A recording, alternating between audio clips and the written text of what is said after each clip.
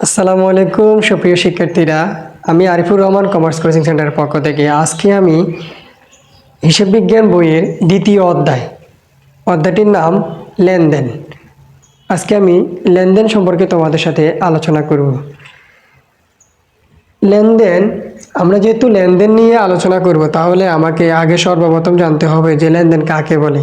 তার আগে একটি কথা বলে নিই, তুমি যদি হিসাব বিজ্ঞানের শিক্ষার্থী হও, তুমি যদি হিসাব বিজ্ঞানের নতুন হও, তাহলে এখন থেকে এই ক্লাস থেকে আমি মনে করি যারা এই ক্লাস থেকে মনোযোগ দিয়ে শুরু করবে তারা ইনশাআল্লাহ, যাদের এই অধ্যায়টা একবারে কমপ্লিট ভালোভাবে বুঝবা, তাদের সামনে যেহেতু হিসাব বিজ্ঞানের টোটাল 12টা অধ্যায়, একটা অধ্যায়ও তোমার আর কোনো সমস্যা থাকবে না ইনশাআল্লাহ, আমি আশা করি।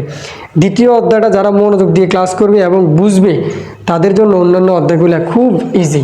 তো চলো আজকে আমরা তাহলে শুরু করি লেনদেন কি। তাহলে যেহেতু আমরা লেনদেন নিয়ে আলোচনা করবো, তাহলে আমাদের সর্বপ্রথম জানতে হবে লেনদেন কি।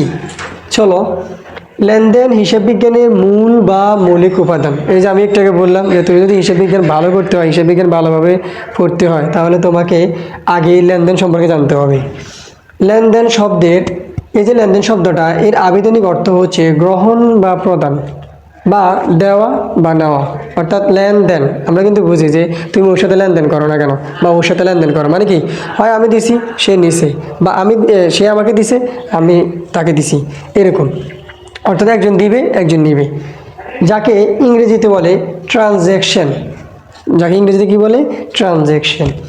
এবার আসো, এটা তো আমরা লেনদেন কি সেটা শিখছি, এবার আমরা শিখবো লেনদেন কাকে বলে। লেনদেন হচ্ছে অর্থের মাপকাঠিতে পরিমাপযোগ্য কোনো ঘটনার মাধ্যমে কারবার বা ব্যবসায়ের আর্থিক অবস্থার পরিবর্তন ঘটলে তাকে লেনদেন বলে।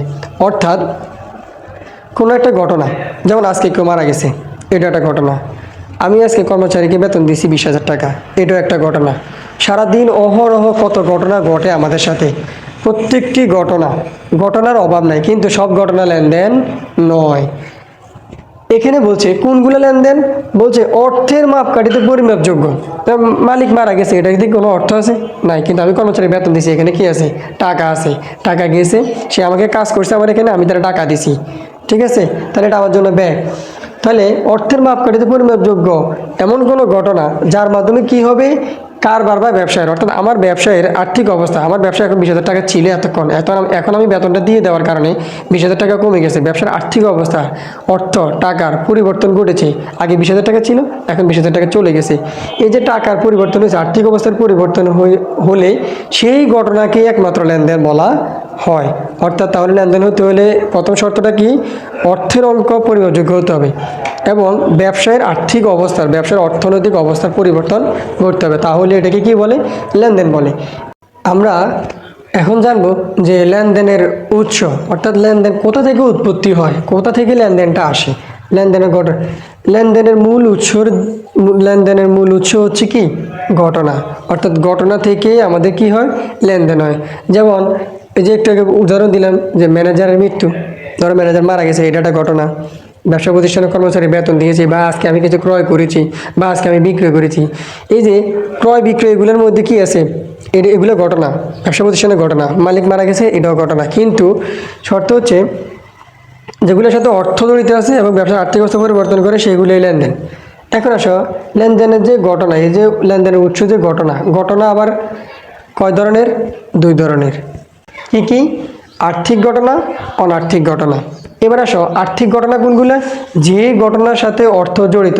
যেমন বেতন প্রদান 5,000 টাকা, এখানে অর্থ জড়িত। আমি যে বেতন দিছি, আমার মূলত কি দিছি? টাকা দিছি। সে আমার কর্মচারী, সে আমার দোকানে কাজ করছে, আমি তাকে বেতন দিছি। তাহলে এই যে এখানে অর্থ জড়িত আছে, আমার ব্যবসা প্রতিষ্ঠানে আর্থিক অবস্থা পরিবর্তন হয়েছে, তার মানে এটা লেনদেন। 2 নম্বর দেখো, অনার্থিক ঘটনা। অনার্থিক ঘটনা কোনগুলো? যে ঘটনার সাথে অর্থ জড়িত থাকে না, তাকে কি বলে?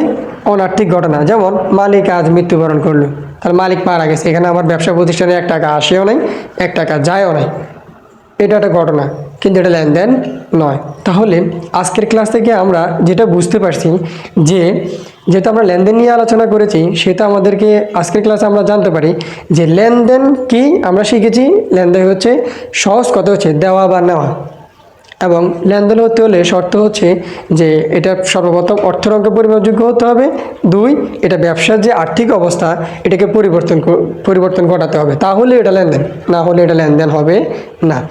তো আশা করছি সুপ্রিয় শিক্ষার্থীরা যারা আজকে আমার ক্লাস করেছো, আশা করছি যে তোমরা খুব সহজেই আজকে বুঝে গেছো যে লেনদেন কি, লেনদেন কাকে বলে, লেনদেন কোথা থেকে আসে, কোন ঘটনা থেকে উৎপন্ন হয় এবং কোন ঘটনা আবার কয় প্রকার সেগুলো বিস্তারিত আলোচনা করেছি, তোমরা অবশ্যই দেখেছো। আশা করছি তোমরা ভালোভাবে বুঝবে লেনদেন কাকে বলে। ইনশাআল্লাহ আমার পরের ভিডিওতে লেনদেনের বৈশিষ্ট্য সম্পর্কে আলোচনা করা হবে। ধারাবাহিকভাবে এভাবে লেনদেনের অধ্যায়ের ক্লাস চলবে, তোমরা নিয়মিত ক্লাস করবা এবং প্রত্যেকটি ক্লাস খাতায় নোট করে নিজে নিজে একটু বোঝার চেষ্টা করবা এবং যেটা বুঝো না সেটা প্রয়োজনে কমেন্ট বক্সে জানিয়ে দেবো। আমার পরের ক্লাসে আমি আবার চেষ্টা করব ওই জিনিসটা বুঝিয়ে দেওয়ার জন্য। তো আজকের মতো এখানে শেষ করছি। আসসালামু আলাইকুম ওয়া রাহমাতুল্লাহি ওয়া বারাকাতুহু।